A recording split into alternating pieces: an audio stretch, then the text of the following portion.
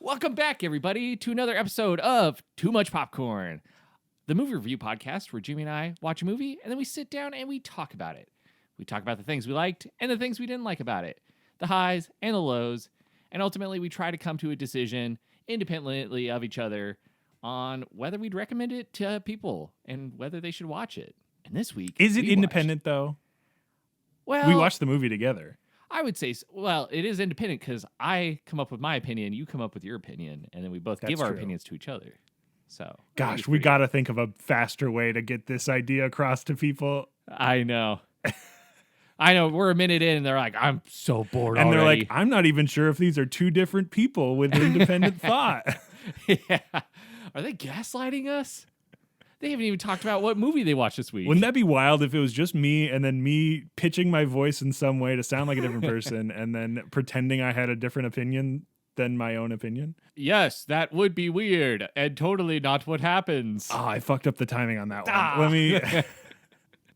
But yes, we are here to talk about a movie, Aaron. Which one is it this week? This week, it is the hit 2019, if you can believe that, hit 2019 film, Once Upon a Time in Hollywood.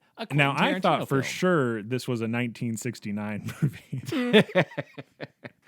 You would think it with Tarantino being a funny little guy and loving funny little time traveling man. Yeah, funny little jokes. 2019 somehow before 2020, and then made me believe that it was like a 2022 film. But yeah, could have been. It's got Leo in it. It's got Braddy P. That blonde actress. Margot Robbie. Totally forgot. And yeah. I was like, Ryan Gosling?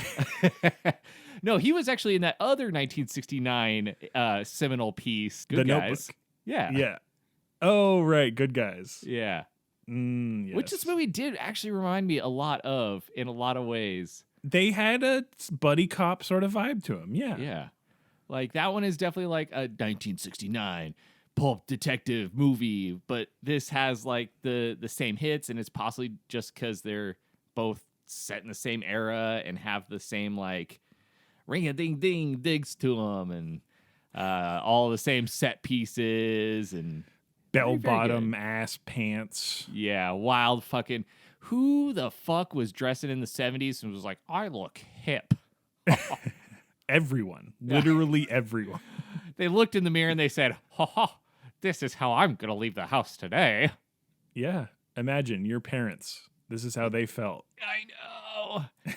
and someday my kids will look at me and say, Dad, that's how you dressed? A black t-shirt and pajama pants all the time? And that's how you sounded when you said it to yourself in the mirror when we recorded you? And it wasn't just Uncle Jimmy pitching his voice in a podcast? He always kept sending us those clips of him pretending to be you. Wait, Dad, you don't actually exist. Ooh. Grandfather paradox. You've created too many paradoxes is the main thing. But we are talking about Once Upon a Time in Hollywood, the hit 2019 seminal masterpiece. How many words can I say that it just starts becoming very untrue what this film is? I mean, that's kind of what movie reviews are, where they're just like, here's all these buzzwords that don't really describe things. Wait, no, seriously. I was looking at reviews for, I don't remember what movie it was now, but they both independently or maybe together, they were describing the characters in like two different people, like movie reviewers that get paid to do this, were both like stingy, like they use the same word to describe characters. And I was like, how did this happen? Yeah. We're going to do that now. When you're using bold, vivid sets to describe both Transformers, Rise of the Beasts, and Once Upon a Time in Hollywood, what the fuck does that even mean? That means nothing to me. Those movies are well, maybe they're not completely different. I haven't seen Rise of the Beast. Rise of the Beast is actually the perfect, it's the perfect film to do a double feature. You watch this one and then you watch Rise of the Beast and you're like, oh my God, it all makes sense. The golden age of Hollywood was so we could get here. Yeah. This movie ends. Leo's walking into the house that he walks into at the end. It's like panning up, and then Optimus Prime just falls out of the sky right on the house and crushes him. I almost thought with how this movie so often put us into an additional screen, you were going to say that, like, he sits back down on the couch, he makes another meme finger, and then, like, presses the remote and turns on Rise of the Beasts, and then the movie starts, and you're watching it, and you get the entire Rise of the Beast movie experience being narrated by Rick Dalton. Yeah.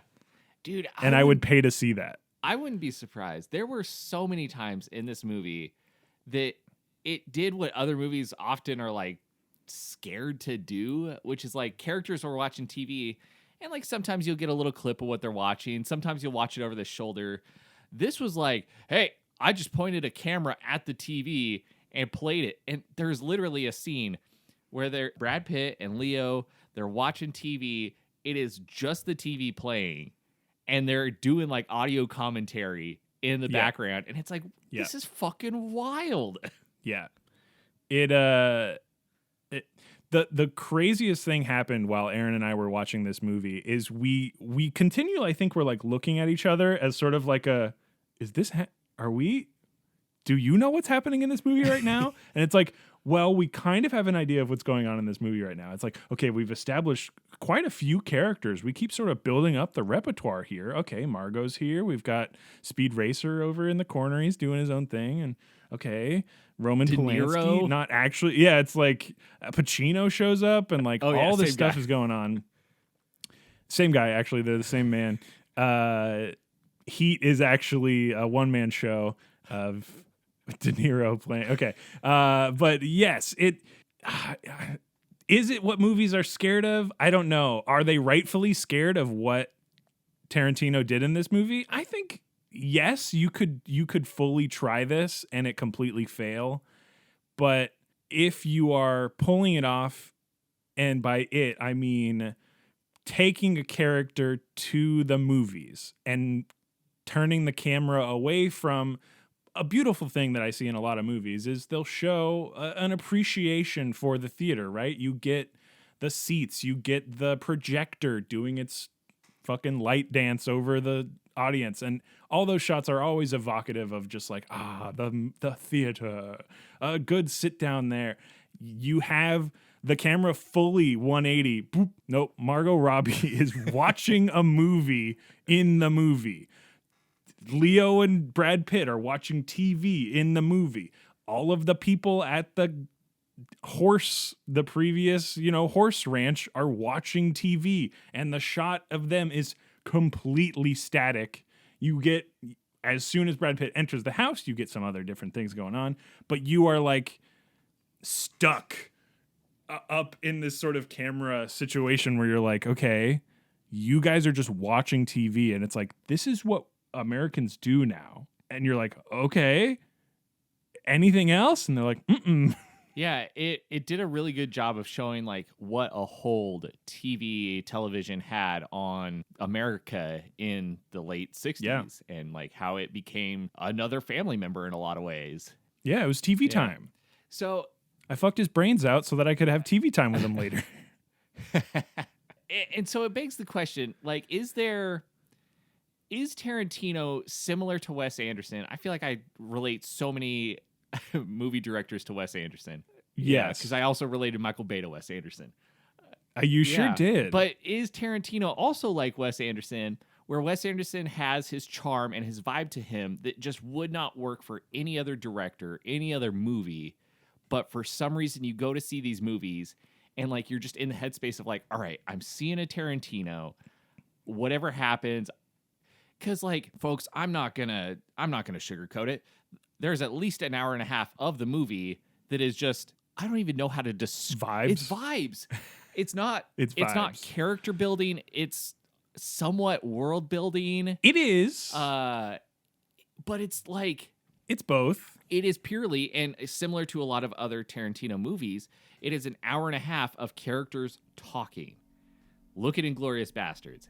Hour and a half of just characters talking before stuff.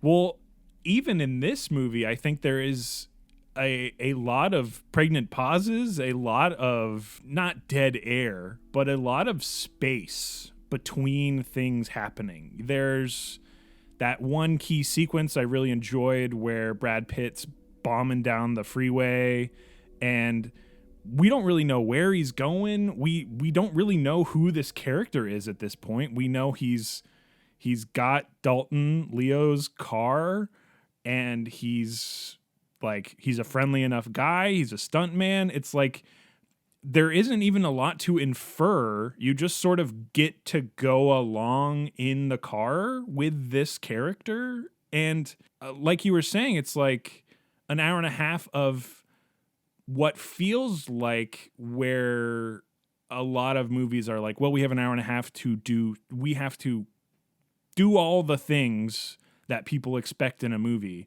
Tarantino is saying, we're just going to take the car down the highway and see where it takes us. And have we built up this, Cliff character enough to see what he can do? Or is one stellar scene with Bruce Lee and a mention of wife killing enough to really nail that character down? And I think that is where we're seeing Tarantino really shine here. And in writing, in, whoever's behind the camera, whoever is setting up all these deliciously lit sets and all this good stuff going on, where the characters are not necessarily as talkative as you're expecting in a Tarantino movie. They have an unspoken bond between each other, and that came across. And folks, don't get me wrong. Like, I say it's an hour and a half of just like almost feels like nothing, but that sounds bad. But I really enjoyed it, and it's hard to explain why I enjoyed it, other than just like it's Tarantino and I enjoy his films. It really felt like for this hour and a half, we were in these characters' lives as like a third party that was just like floating over their shoulder, and you're just like, cool, this is kind of like a documentary, and I'm really just like an observer. And Kurt Russell comes in with the narration. Yeah. Of course. Yeah, I don't know. I should be able to explain it because that's what this podcast is about, is us being able to explain what makes movies cool or not cool. But it was just an hour and a half, a la, Inglourious Bastards or Hateful Eight, of people talking, people doing stuff, people just doing what they would do. I can kind of, from my own perspective, try and, because I understand exactly what you're saying. I was getting antsy about it. My lack of knowledge of LA history led me to believe that maybe I was missing something about what was going on here for about that hour and a half. I said, who are these people? Why is this happening? Wait, Charles Manson is here. I'm starting to put the pieces together. So it was not that I had a lapse of memory in terms of what the movie was called. This is The Fairy Tale, Once Upon a Time in Hollywood. You are getting, and it's funny because there's no way this is a fairy tale structure of what you would expect with, like, technically the happy ending maybe is there in some respect, but there is still like a tinge of just like sadness, melancholy around it beyond like the violence or whatever is happening beyond that. But I think when it comes to an hour and a half of a Tarantino film versus an hour and a half of somebody else's work, there's no names I can say that's ever really done what Tarantino has been able to pull off in his films. And it's not just style, because 100% Scorsese's got that style, that movie riz that I love as well. Like there are directors like Jordan Peele's got movie style down that I'm just like, hell yeah, give me that fucking shit. There is Tarantino putting an hour and a half of a slice of life Hollywood anime in his movie where he says, look, these are people and they're doing their thing, and it doesn't matter right now, but it matters to the entire, for the film to be anything, it matters.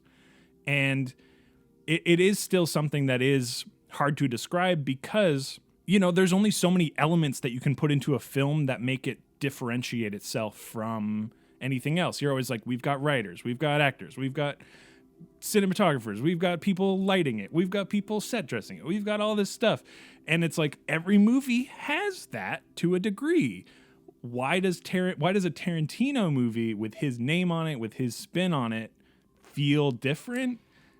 That goes beyond comprehension, because we're like, a Hitchcock film is undoubtedly a Hitchcock film. There's nobody else that was doing it like him. People have begun to be able to copy him in some way, but it's still, people are going back to watch North by Northwest because it is, people are watching Psycho now because it's that. People will watch Pulp Fiction, Tarantino's full suite of movies because they are that unique in that way. Well, and maybe it's this. Maybe it's that by taking an hour and a half with his characters, and I'm generalizing it, it could be a little bit more than an hour and a half, whatever it is in each movie, but maybe by taking this amount of time at the beginning of his movies, he allows his characters to become human by letting the actors just be regular people in a way.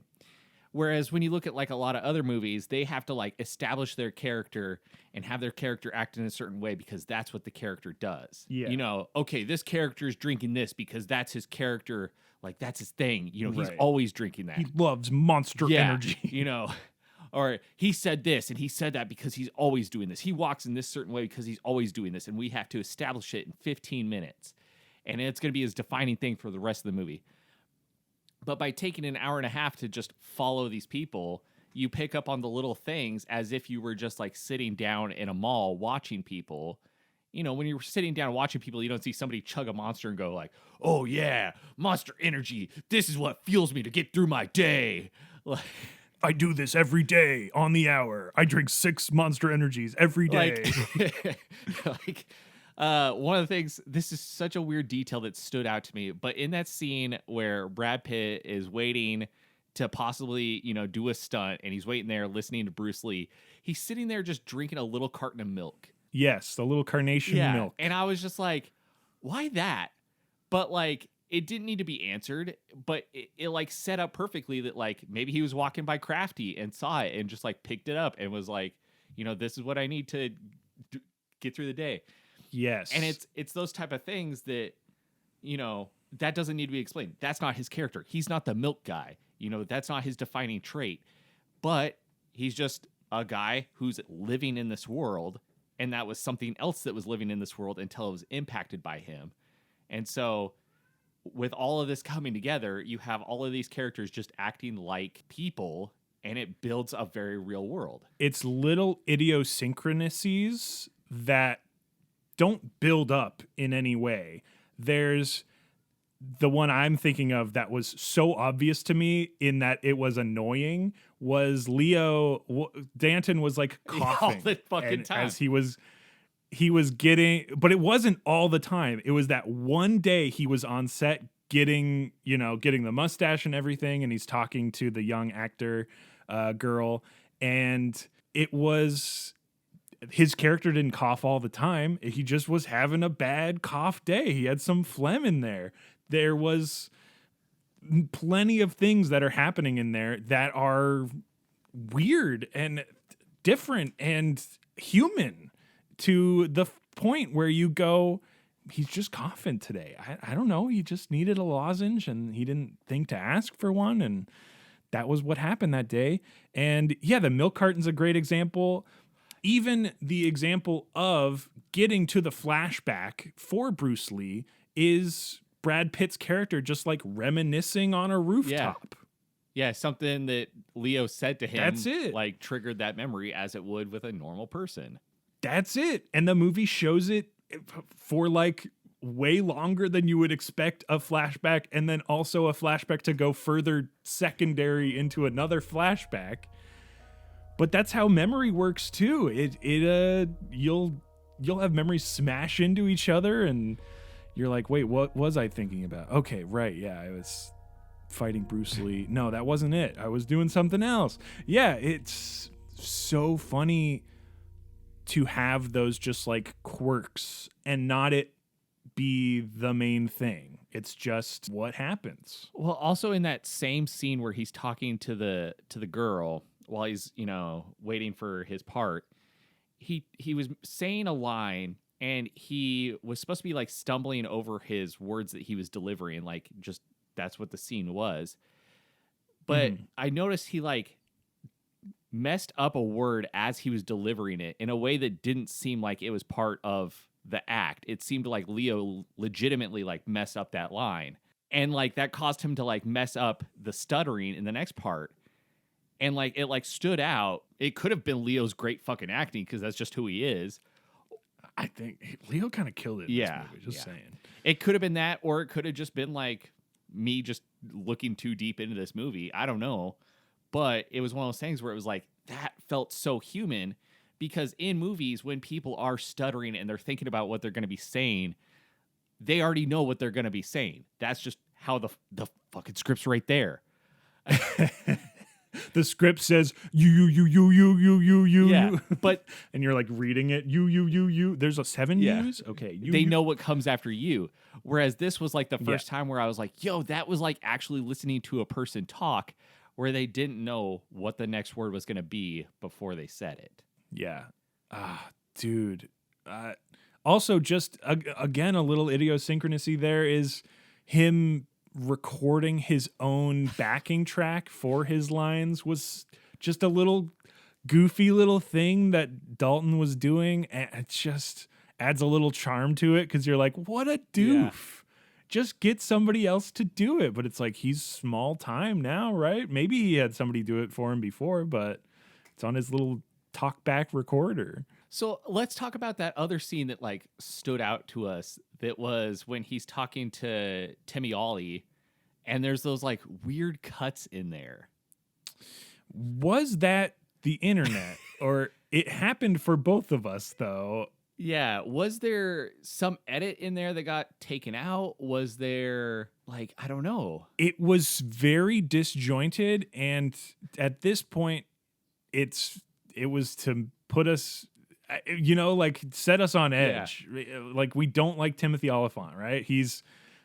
I'm not saying we don't like the actor Timothy Olyphant. I'm saying his character is the new Dalton, right? He's taking over Hollywood from where Dalton was. And therefore, we're on Dalton's side. We're like, Dalton can be the bad guy. He wants to be in all the movies and all this stuff, but there's something off about this Timothy Olyphant guy. He makes cuts happen. There was like weird cuts. There was dropped frames. It was like just a very disjointed and like hard to watch scene. Yeah. But it was two cuts. Yeah. And it just really threw me off because I was like, I actually don't know where this conversation is going now. Like, I'm very lost. But I love that in a movie making way, because you can either have like a character show up and like say some very like shitty things, and you're like, all right, well, we don't like this guy, but like you're kind of supposed to like him. He's the new Dalton. He's replacing him. He's a great guy. He's going to be the next big thing. He shouldn't show up and be like, hey, I'm a piece of shit. He should show up and be like, I'm a great guy. And so you got to do something with your movie making which is actually fuck it up in some way. So if that was intentional, fucking loved it. It felt intentional because it felt like his presence needed work, right? Like he was cutting into Dalton time or something. It was like you cut what Timothy Olyphant's character is saying because it's not as important to us as whatever Dalton was doing. But not even in that way. It's like you just cut it all. It doesn't need to be happening, right? Like this is fluff. This is he is an important character in his own story, but not in this one. Cut him Yeah. out. Yeah. It was great. That whole sequence where we're seeing Dalton on that set and everything, I'm going to say it again when we were watching it, like the fact that there was a long stretch of not actually seeing any film equipment, from lighting, from cameras to crew. You hear some people at some points like talking behind the camera and stuff like that, but when the film is showing you a film or TV show being made and not cutting for breaks, or so many shows and stuff that you've seen now, like behind the scenes or stuff that is in progress, you're seeing the like brokenness of what goes into editing a feature or stuff like that. And this one's like, here's one take, and not even that, where the crew would be, you're seeing the false reality of the show as well. And that blew my mind. I was just like, okay, well, I'm in now, let's fucking go. Yeah. It seems like such a little thing, like such a little detail, and something that Tarantino absolutely didn't have to do. Like he could have just been like, all right, we are making a movie, so here's going to be the camera and here's going to be the people making, the lines. And it would have been great too. Yeah, and it would have delivered it just as well, but to like be like, all right, we are on a movie set, making this movie of a movie, and I'm showing you the finished product of what this movie would be at the time, and you don't get to see, like, he walks into there, you see the cables that run across the floor, you see a cable in the back, but once he goes into the little saloon, boom, movie's on, and it's like, now you're seeing what the finished product would be. Wild. And even like further than that, it was like you would see what a 1969 movie would look like in 2019, where some of the stuff they were doing wouldn't be actually how they would have shot it back in the day, but it would have been how they would have shot it now. And it was just, I don't know, it was good. And like, I liked when they were in the saloon and you had the guy outside that was like calling them out, and they did the cuts like in between, and it was all together. But like, that the one that was shot outside would have been shot on a completely different day than the one that was shot inside. Like that's just movies. I don't know.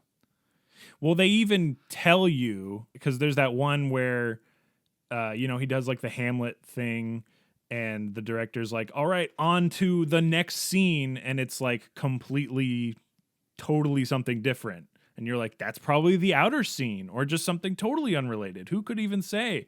So yeah, there's what is it even called when it's like a perfect interspersing of, whenever you have Dalton backstage, it's always him like asking questions and like not knowing where to go too. It's always like, where's the evil guy saloon? And they're all like, oh, just honey, go left and then another right. And it's always him like wandering about this like space he's not familiar with. And then they put him in the saloon and he does his line, and it's like extremely intimidating and stellar and like all this sort of stuff that you're expecting from this like big screen actor.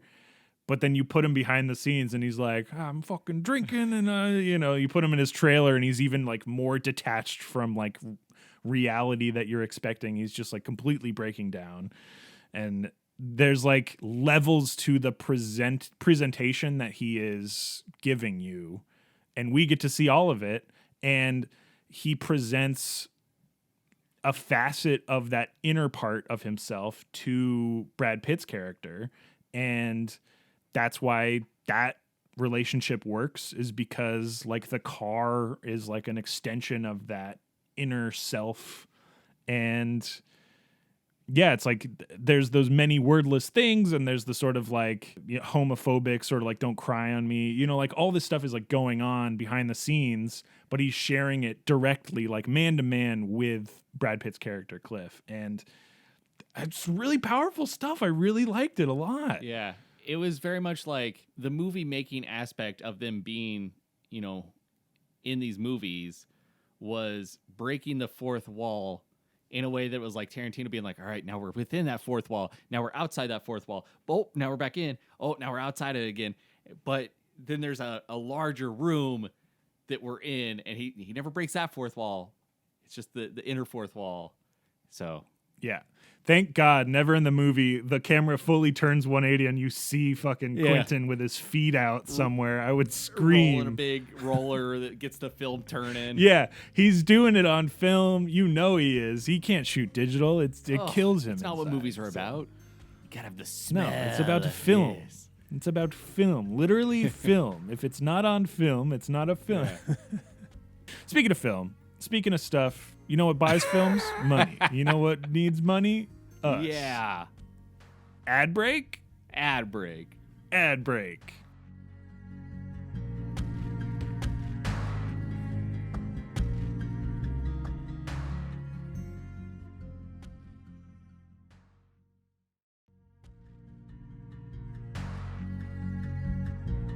We're back. We're back. Once Good upon thing a we time. good thing we filmed all those ads. Wait, it's on film? Celluloid's very flammable. I just put it next to a big fire. Oh no. And all those Nazis. Oh, I had it in that theater. Oh no. Dude, absolutely loved the like scene where they're talking about Leo's like previous films, and they're like, "Oh yeah, you were in that great war movie with the flamethrower," and then they just like cut to that movie. They cut to Inglourious Bastards, but with the flamethrower. Yeah, like another edit of Inglourious Bastards. Yeah, So good. Give me more killing Nazis. it's good. I feel like that in itself is an Inglourious Bastards reference, but you catching the like Italian name on the poster. Dude, when they were doing their little montage and they were like, yeah, he was in that one Italian spy flick directed by Antonio Margheriti. And that was so good. I know, and you got it so quick because I was just like, man, you just know. It's because we saw that recently, and it's because they say the name like 8 times. And I love that Antonio little Margheriti. and they do the little. He has him do the little hand thing. Yeah, he does the Yeah, little Christoph. eyes at him and goes, Yeah, Antonio. so So funny. good. So funny. Absolutely loved that. Yeah, the sort of like switch to Dalton, because what is it, like a 6-month gap where you basically are just like, he did a bunch of stuff. Kurt Russell, come in here, tell us what happened. Yeah. Which is also, It's just like Italian films. Yeah, it's great. it's kind of fucking wild that they're like, all right, there's 2 days that happen at the very beginning, and we're gonna spend 2 hours of the film going over these 2 days. Yep. Where not a lot happens, but also a lot happens, but also not a lot. And then A good amount happens. yeah. And then, 6 months, and here's Kurt Russell, and he's gonna talk real fast, and Antonio Margheriti, this and that, and you're like, whoa. Yeah. It's Yeah.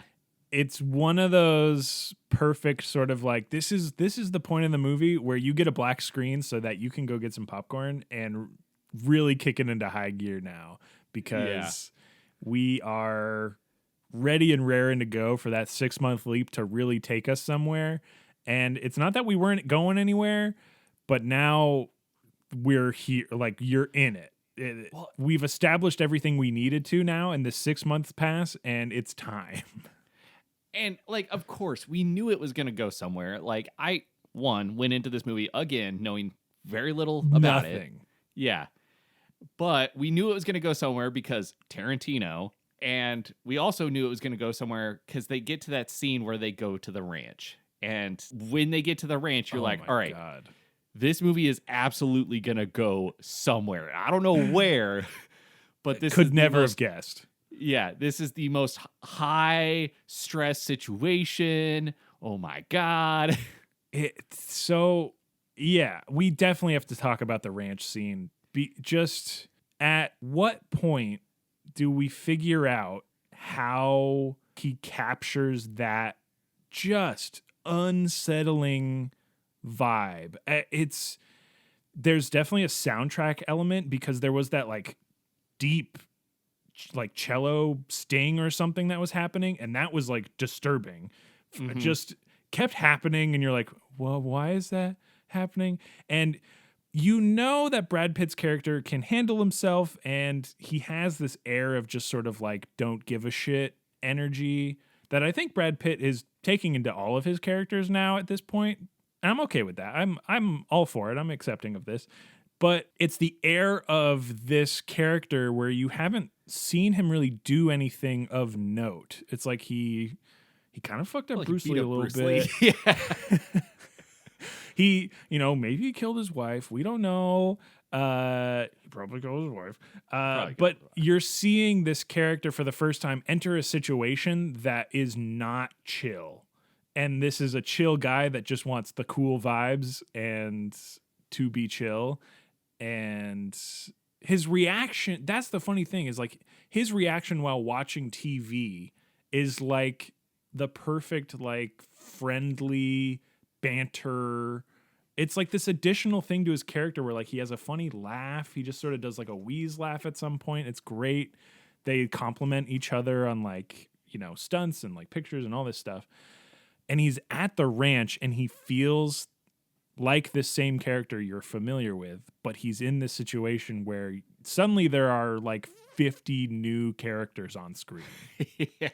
Sucks for him. He's outnumbered by these people that you can tell don't have good vibes, and like whether or not you know about like the Mansons or like the cult or like anything like that, you're just like, this feels like a bad place. Yeah. And I think it's also like just the dichotomy of how they're living versus how we've seen everybody else live. Mm-hmm. Because like most of this movie takes place in the Hollywood Hills where everything's nice and pretty and lovely. And even like where he lives in a trailer behind like a movie theater, it's like, yeah, it's not great, but it's not like like an absolute shithole. And where these people live, like you can tell they don't take care of it. You can tell they're not living for good purposes. Like they're people who could do anything. Yeah. And that's the thing. Yeah. Even his trailer, while being small, he's supporting his dog. He opens that cupboard and it is stocked full of dog food, multiple flavors. You got rat flavor, you got raccoon in there. Yeah, there is an element of him still having that lavish lifestyle that he could afford before. He's just downsized it to his current living situation, which is, not even really doing stunts anymore. But yeah, he enters this extremely hostile environment, which should be nice. There's horses, there's tourists. I don't know, it doesn't feel good. The house where they keep, is it Dakota Fanning or is it Ellie? it must have, I don't know. It's one of the Fannings. I think it's Dakota. She's very hostile every time someone is watching him and relaying information to her. She says like, if he comes up here, tell me, like she is trying to be this like hawk, like this just evil presence. And the room there is, I think it's like the first time you just see like dust, like in the movie. Yeah. And that isn't Wild West placed there by a crew dust in the road. This is like dust from accumulation, from from people who care about different things. Yeah. And that scene alone, if you don't know where the movie is going at that point, you figure it out in that scene. And that's very powerful to me. Yeah. And I think Dakota Fanning's character was also very good, if that was her, whatever. Because I don't know. You do see Charlie Manson real quick. He is in the movie for a short time, and then you don't see him anymore. And I like that because that's very true to what he did, where he was around his family, and then he gave them orders. He never did the killings, but he's kind of responsible for them. And so, I mean, there's a quote that's like, he told us to kill these people that live in this house. So I like that. Elvis said Elvis that. did say that. So I like that because then you have her who you're like, all right, she's trying to be the big bad and she's trying to account for him even though he's not there. And that drives her character to be very scary. You don't know what she's going to fucking do. there's like an element of like corruption and it's the aura of just the like evil sort of devilish nature of Manson stuff that even if you don't really know about Charles Manson and stuff like that, it's like it's not good. And they nail like not feeling good about this. Because like even the hippies that are there on this ranch, they're just standing around just watching Brad Pitt. They're like trying to get a vibe for him. And when he goes in the house, like then they're worried that something bad's going to happen.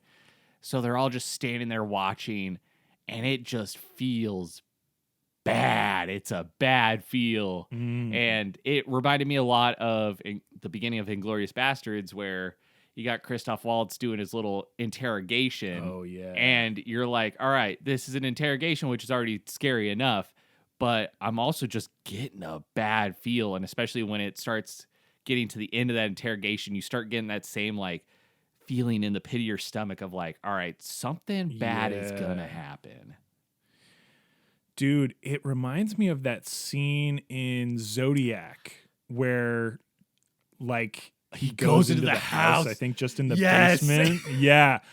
It was that. It's the serial killer vibe. Like, man, when filmmakers are able to nail that, you're fucked up, man. Quentin Fincher, you're fucked up little brains. Especially when they're taking characters that they've made you like, and then they put those in those situations, because like then you go, no, don't do that. Yeah, I think that was an additional part of the scene in this movie where it's like if there had been any other character, or if we had not got to like Brad Pitt's character as much as we did, however we did, then that whole thing would have just been like, okay, if he fucking dies, he dies. The emotional connection ties us to that character, and so it's not that I feel I'm in the house, but him being in the house is enough for me to go, please be safe, Brad, please be safe.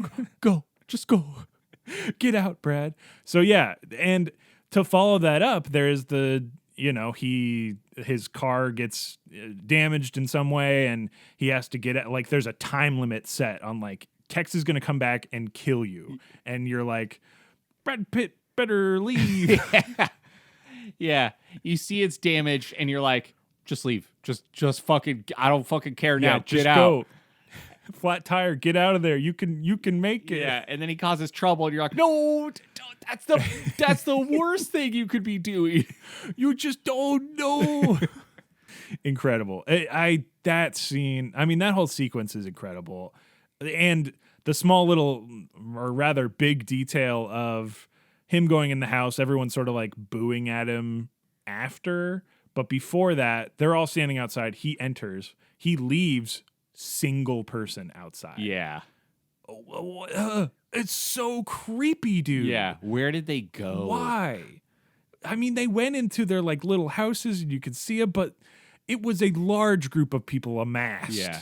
And you have made them disappear through magic to an effect that is so unsettling and creepy. It just feels so bad, that whole sequence. Yeah. It was also very like Silent Hill vibes, or but good. or Resident Evil, sorry. Not the movie, but the games, where you got like, gotcha. You got or Silent Hill the game. I understand. Yeah. You got like 4 or Village, where you're like in these villages and they're like with people where you're like, I don't know what your intentions are, and because I don't know what your intentions are, that puts me on edge. That's a good example for all you video game nerds out there. Yeah. The cross between movies and video games. That's where we live. Nobody likes movies and video games. Yeah, just us. Not possible. We're gatekeeping that whole deal. Looking at you, Hitman fans, it's just us. Looking at you, Gamergate. We're video game movie gate. That's us. Only movie video games like Hitman and Hitman Agent 40. Okay. Either way. Talking about things we like. Jimmy, did you like this movie? What do you think? I was just going to ask you the same Yeah. thing.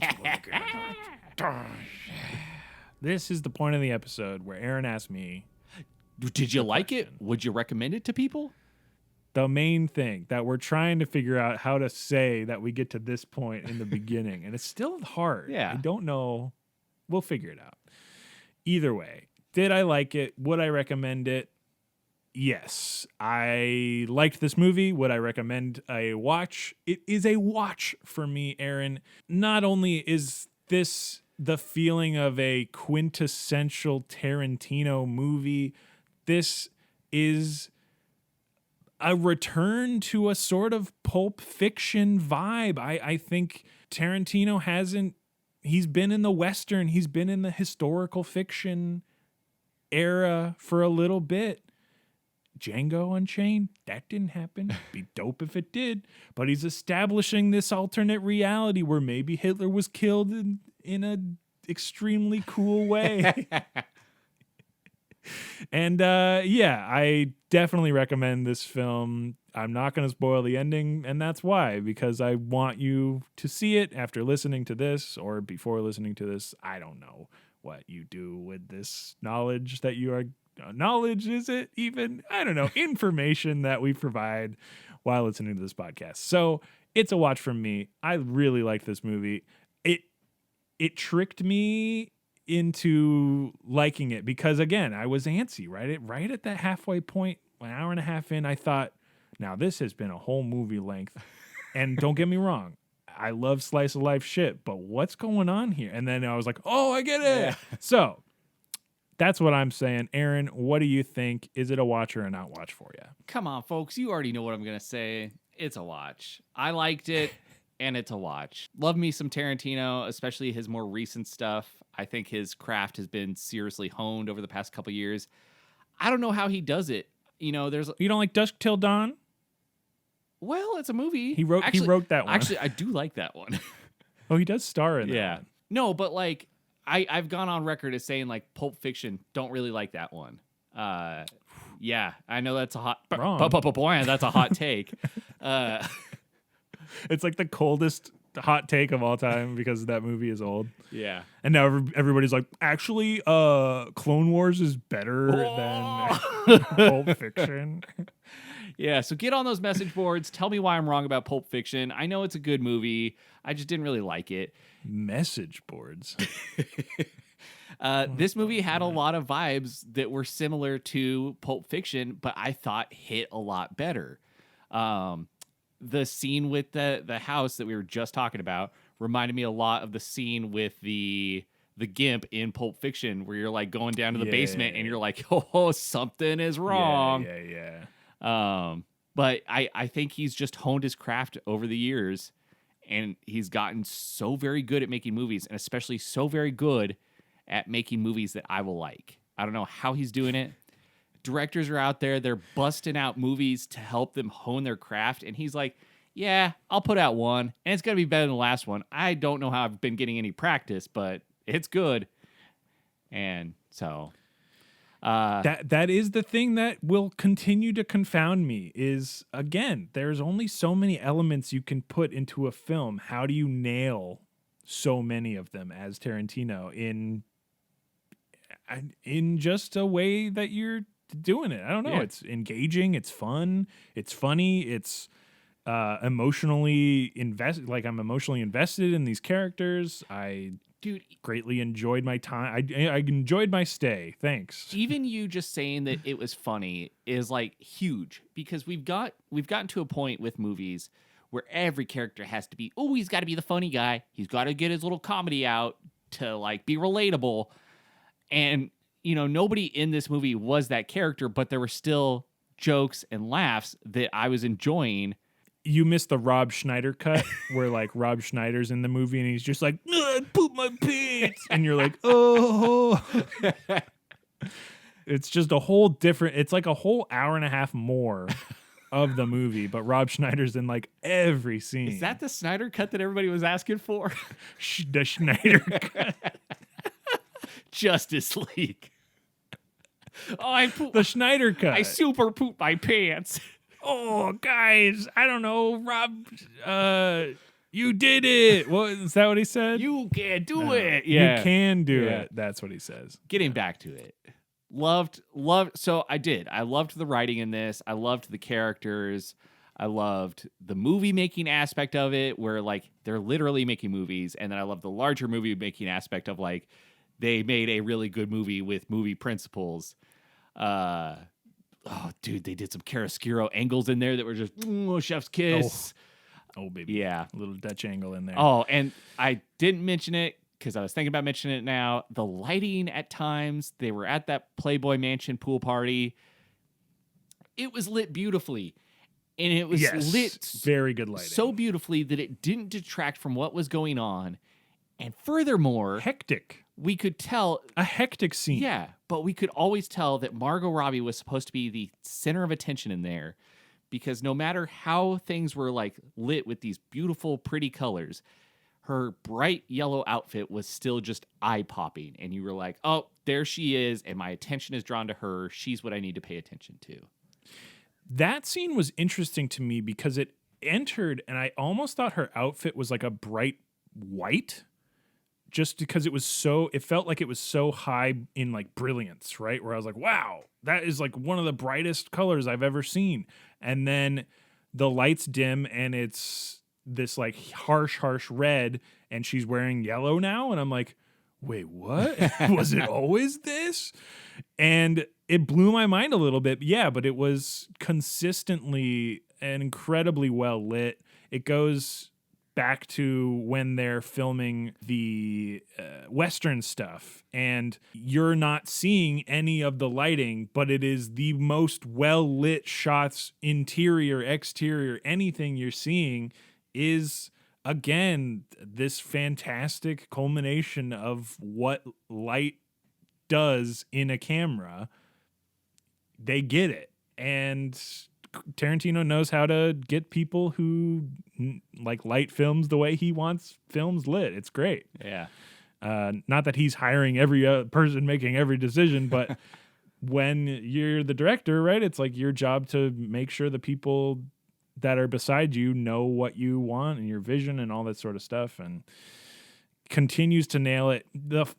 Beyond that, even, I think Tarantino's choice of actors is continually great. Yeah. He clearly really likes working with Leo and Brad Pitt. In terms of Brad Pitt, he said, hey, remember Inglourious Bastards? Just do that character again. But in 69. But in 69. But you're the same guy. Yeah. And he's like, arrivederci. And it's like, no, we're still talking. And he's like, okay, never mind. Yeah. So and he got Kurt Russell back. And Kurt Russell. Always loved Kurt Russell. Yeah. And again, Margot is fantastic in this, but almost like wild that she's in the movie at all. Dude, she's the third name listed, and like side character. Her character's plot in the movie is she goes to the movies, And she bought a book. Or, you know, she picks up a hitchhiker and drops them off. So she goes to the movies, and she is married to Roman Polanski, and they were at the Playboy Mansion, and they live next to Dalton, and that's it. And she gets pregnant. Yeah. And then the 6 months pass, and she's very pregnant. But yeah, that's her character. And you're like, what's her name? Sharon Tate? Huh. Why does that ring a bell? It's very strange. Incredible. Just, yeah, to be that top billing and be like, you pulled it off. It's fantastic.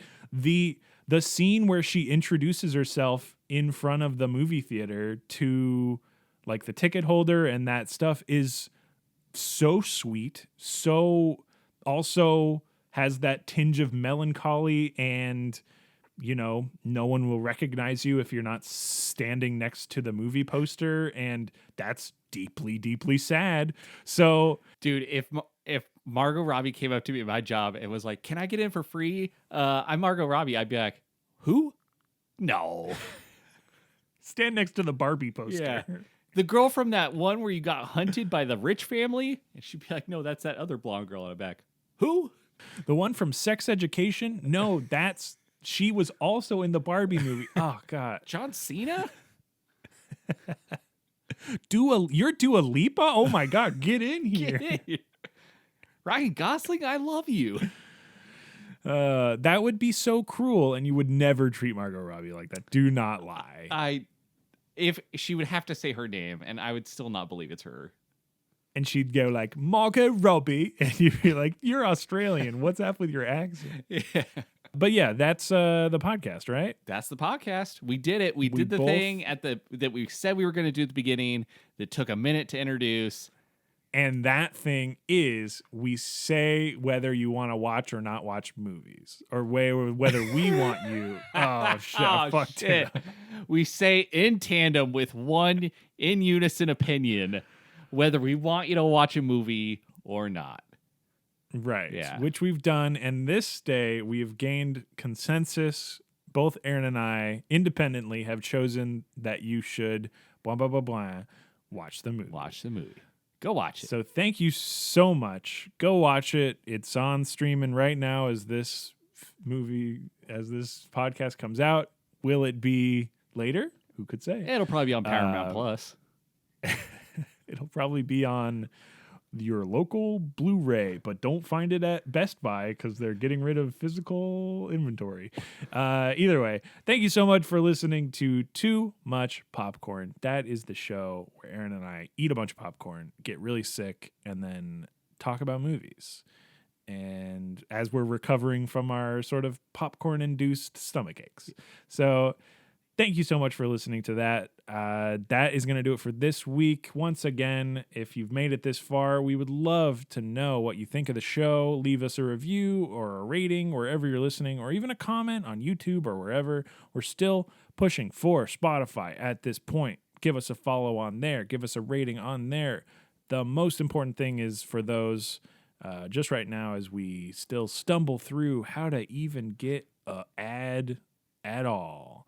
But that's going to do it for this episode of Too Much Popcorn. Thank you so much for listening. Have a good one. We'll see you next time. Bye. Bye.